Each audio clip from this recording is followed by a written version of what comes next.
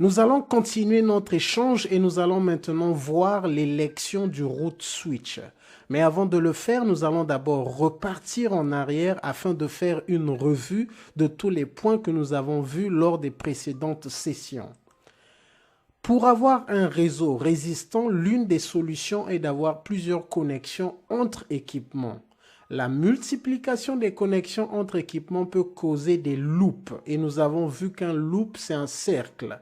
Donc, les loops sont possibles dans un réseau constitué de switches. Un loop est la condition par laquelle un Ethernet frame, donc le message de la deuxième couche, circule indéfiniment dans le réseau. Lorsqu'il y a loop, le frame circule et va continuer à circuler indéfiniment. Les problèmes causés par les loops sont les suivants: le broadcast storm, le MAC table instability et la transmission de plusieurs copies du même frame. Et nous avons vu que Spanning Tree Protocol, en abréviation STP, permet d'éviter les loops en bloquant certains ports. Donc, lorsque nous parlons de ports, nous parlons aussi d'interface. En fait, port et interface, c'est la même chose. Je répète ces notions de temps en temps parce que pour vous permettre de bâtir votre vocabulaire progressivement. STP met chaque port dans l'un des states suivants: forwarding ou blocking. STP construit un arbre et nous avons dit que c'est un arbre inversé parce que normalement un arbre a son tronc en bas, donc qui touche le sol, mais STP, son arbre, le tronc est en haut, donc le root switch est en haut, au top de l'arbre. Donc, un arbre inverse dont un switch appelé root switch est placé au-dessus de l'arbre. STP utilise le Spanning Tree Algorithm pour déterminer les rôles des switches et des ports. Tous les ports du root switch sont placés en forwarding state et nous avons dit que leur rôle est designated port. Tous les autres switches sont appelés non-root switch. Dans chaque non-root switch, le port le plus proche du root switch en termes de cost est appelé root port. Le root port, donc le root port, c'est le rôle et le state, c'est forwarding state. Le root switch est sélectionné sur la base du bridge ID. Excusez, ici c'est bridge ID, je vais corriger ça rapidement. Donc, sur la base du bridge ID. Et le bridge ID, nous l'avons vu qu'il a deux parties. La première partie, c'est 2 bytes pour le priority, donc la priorité. Et nous avons vu que c'est la priorité est configurable. Nous avons vu qu'il faut respecter, il faut le faire en portion de 4096, soit en additionnant ou en faisant la soustraction. Et nous avons aussi vu que les 6 bytes du MAC address, on ne peut pas modifier parce que le MAC address est une valeur spécifique à chaque switch. Chaque connexion entre deux switches est appelée Ethernet segment. Sur chaque segment, le switch le plus proche du root switch en termes de cost est appelé designated switch. Le port du designated switch connecté au segment est appelé designated port. Et donc, ça c'est excusez, ici il y a une petite confusion. Donc, designated port, c'est le rôle et ici c'est le state. Forwarding, c'est le state. Ok. Donc, STP construit son arbre, donc la topologie, sur la base des messages appelés Bridge Protocol Data Unit, en d'autres termes, en abréviation BPDU. Les BPDU contiennent des messages importants qui permettent au switch de définir les rôles.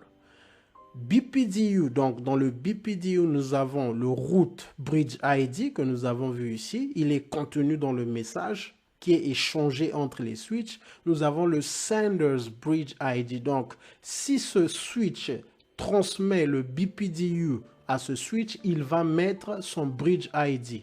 Donc, il met le bridge ID du root switch et il va aussi mettre son propre bridge ID. Il va mettre son cost, donc son root cost. Ça veut dire que s'il transmet excusez, je vais ajuster. S'il transmet le BPDU à ce switch, il va mettre le cost qu'il lui faut pour atteindre le root switch. Et il va aussi mettre les timers. Nous allons voir les timers plus tard. STP ne considère pas les ports qui sont inactifs lorsqu'il construit son arbre. Nous avons pris l'exemple d'un port qui était shut down ou encore nous avons parlé des ports qui ne sont pas connectés, qui n'ont pas de câble. STP ne va pas les considérer lorsqu'il va construire sa topologie. En cas d'événement dans un réseau, STP recalcule les informations pour déterminer si les rôles doivent changer. Donc ça c'est en résumé tout ce que nous avons vu. Je vais essayer de parcourir ces éléments ici-là. Donc pour commencer, si je prends ce switch de façon isolée, donc c'est le switch 6, je suis ici, si je fais show spanning tree, nous allons voir que ce switch, son MAC address, nous pouvons le constater, c'est celui-ci. Ce switch n'est connecté à un autre switch, donc ce switch est le root. Si nous prenons un autre switch, nous mettons ici, le 10 switch aussi va se considérer comme switch. Donc, de façon isolée, chaque switch se considère comme un root switch parce qu'il n'est connecté à aucun autre switch. Mais lorsque nous les connectons dans le cadre d'une topologie, c'est à partir de ce moment qu'ils commencent à faire des élections pour déterminer qui sera le root switch, quel port sera le designated port, quel port sera le root port, quel port il faut bloquer. Alors, nous allons maintenant essayer d'expliquer tous ces éléments, en fait quelques éléments par rapport à cette topologie. Nous avons vu, donc je vais prendre ceci, donc ça c'est le root switch, nous le voyons ici, c'est le root switch. Donc les ports, puisque ici là, le root switch est connecté à deux segments sur cette topologie. Donc, les ports du root switch qui sont connectés dans chaque segment sont des designated ports parce que nous avons vu que tous les ports du root switch sont en forwarding state et leur rôle c'est designated port. Alors, lorsque nous venons à ce switch a beaucoup de connexions. Nous avons le port qui fait face au root switch, donc c'est le port qui est plus proche du root switch, effectivement c'est le root port parce qu'il a un cost moins inférieur aux autres ports.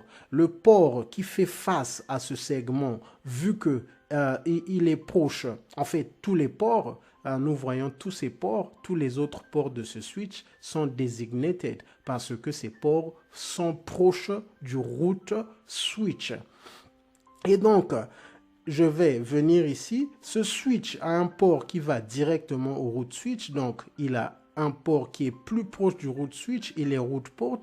Et nous avons donc vu, nous voyons que ici, il y a ce port qui est en blocking. Et lorsqu'on dit que STP bloque les boucles, c'est effectivement ceci. Parce que si un frame va d'ici, ça va d'ici pour atteindre ce switch et qu'il veut revenir ici, STP va le bloquer parce que ce port ne peut pas. Nous avons dit que lorsqu'un port est en blocking, il ne peut pas transmettre les frames. Il ne peut pas transmettre les frames, en fait, les messages que des utilisateurs. Il y a des messages du management, mais considérons tout simplement qu'un port qui est en blocking state ne peut pas transmettre les messages. Et donc, je vais donner une différence entre ce segment et ce segment. Nous voyons que ces deux segments sont, le dessin est le même parce que ces deux segments ont deux connexions, donc deux links entre les deux switches, mais il y a une différence. Ce port est shut down. Ça veut dire que le port de l'Ethernet 1, 0 ne transmet pas de message. Donc, il est en disable state. Et nous l'avons vu dernièrement, dans ce cas, Spanning Tree ne va même pas considérer ce port parce que lui, Spanning Tree ne considère que les ports qui sont actifs. Par contre, lorsque nous regardons ce segment, nous voyons bien que les deux ports sont actifs, ils sont en train de transmettre des messages. Alors, ce qui se passe, c'est que au niveau de ce switch, Spanning Tree va bloquer un port et faire que l'autre port soit le root port parce que c'est le port qui fait face au root switch. Et donc, si ce switch avait des connexions à d'autres switches, par exemple à ce switch ici, il mettrait ce port en designated port et peut-être ce port serait le root port. Donc c'est juste une question de s'habituer au design, pas seulement au design, mais de comprendre la logique. Si vous partez en interview, on va vous poser des questions, on peut vous mettre une topologie, on va vous poser des questions par rapport à cette topologie. Est-ce que vous pouvez nous donner les rôles des switches et les rôles des ports? Donc, on peut vous mettre des MAC address, donc vous allez voir la priorité et autres. Donc, ce que je vais faire maintenant, je vais créer un événement et nous allons continuer. Donc, avant de le faire, je vais essayer d'effacer tout ceci.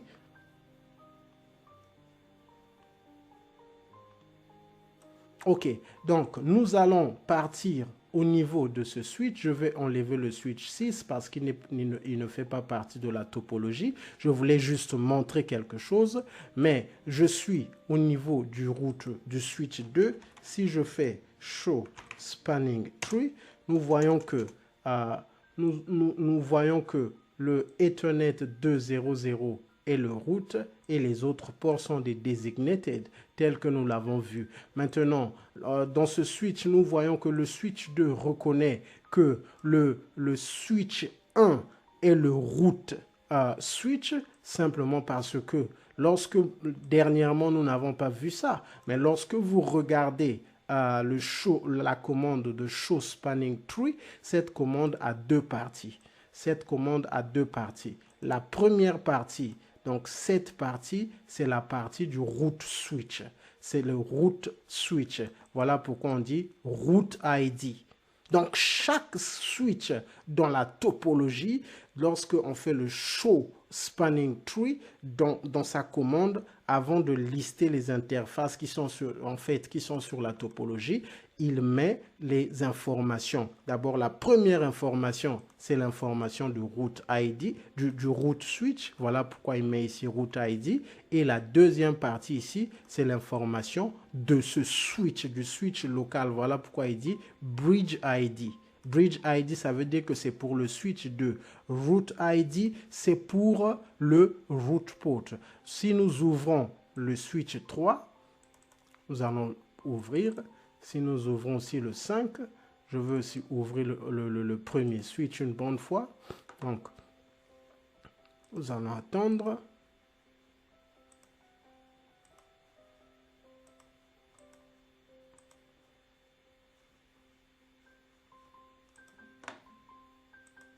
Ok, donc j'ai le switch 1. Si je fais show spanning tree, nous avons vu. Donc maintenant, puisque le switch 1 est le root switch, nous voyons tout simplement que le switch 1 répète les mêmes informations. Au niveau du root ID, il met son MAC address. Au niveau du bridge ID, il met aussi son MAC address. Donc ça, c'est aussi une façon de reconnaître le switch qui est le root switch parce que le MAC address sera le même des deux côtés. Le MAC address du root ID, puisque c'est lui-même le root, this is the root, et le MAC address qui sera au niveau du bridge ID. Donc, il y a beaucoup d'éléments que vous pouvez considérer pour déterminer quel est le switch, quel est le root switch. Donc, il y a ce statement, il y a aussi le fait que les deux MAC au niveau du root ID et du bridge ID sera le même, et aussi les ports qui sont dans le spanning tree, donc ici là c'est le 00 et le 02 seront en forwarding et designated. Donc, lorsque nous partons au niveau des autres switches, si nous faisons show spanning tree. Nous voyons qu'il y aura un port qui sera par exemple route et l'autre sera en blocking et d'autres en designated. Et l'autre chose, c'est que ils vont, je vais faire ceci, je vais faire une capture d'écran. Excusez. Je vais faire une capture d'écran du route switch. Je vais mettre ici là et nous allons voir que au niveau du switch 5, donc il reprend le MAC adresse du route switch au niveau du route ID et au niveau du bridge ID, il prend son propre MAC adresse. Donc, tous les switches dans la topologie, c'est leur façon de reconnaître le route switch. Donc, ils vont sur la partie route ID, ils prennent le MAC address du route switch et au niveau du bridge ID, ils prennent leur propre MAC address. Ici, c'est le switch 3, donc il prend son propre MAC address. Donc, maintenant, je vais créer un événement et nous allons voir ce qui va se passer sur notre topologie. Ce que nous avons dit qu'à chaque événement, Spanning Tree recalcule les informations pour déterminer si les rôles doivent changer. Alors, ce que nous allons faire, nous allons arrêter ce switch. Supposons que ce switch est en panne ou bien il y a un problème d'électricité. Nous voyons que le switch 1 n'est plus en fonction. Nous allons venir ici. Je vais venir au switch 2. Show. Je vais juste rappeler la commande. Nous voyons que le switch 2 maintenant a changé. Il dit que, oh, je vais rappeler. Je vais d'abord prendre ce qui était ici, là, et nous allons voir la différence. Et donc, maintenant que ce switch n'est pas en fonction, le switch 2 se considère comme le route switch. Et nous voyons que le rôle de ces ports a changé. Lui, il avait un port qui était route port. Maintenant, tous ces ports sont designated et forwarding.